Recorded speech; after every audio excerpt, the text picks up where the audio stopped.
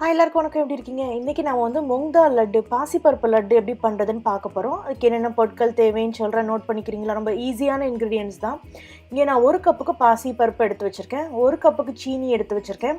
இந்த சீனியை வந்து நான் மிக்சியில் போட்டு 3 ஏலக்காய் போட்டு அடித்து வச்சுருக்கேன். அப்போ தான் நல்லா பட்டு போல் இருக்கும், இல்லைன்னா நம்ம லட்டு சாப்பிட்ற மாதிரி நரன்னு இருக்கும். அதனால தான் நெய் வந்து இங்கே நான் 1/3 கப்பு நெய் சேர்க்க போகிறேன்.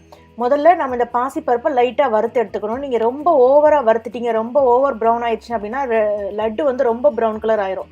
லைட்டாக நீங்கள் வறுத்துட்டு இந்த மாதிரி மிக்சியில் பொடி பண்ணி எடுத்துக்கிறங்க.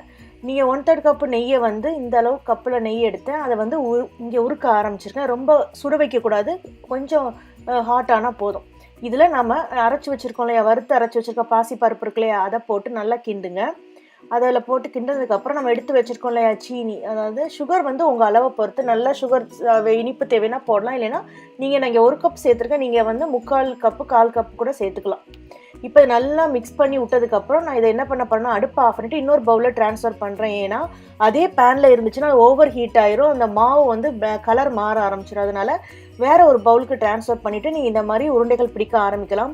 முதல்ல நீங்கள் ட்ரான்ஸ்ஃபர் பண்ண பிறகு ரொம்ப ஹாட்டாக இருக்கும், அது ஒரு கை பொறுக்கிற அளவுக்கு உங்களுக்கு சூடு வந்ததுக்கப்புறம் இந்த மாதிரி நீங்கள் ஈஸியாக உருண்டைகள் பிடிக்க ஆரம்பிச்சிடலாம்.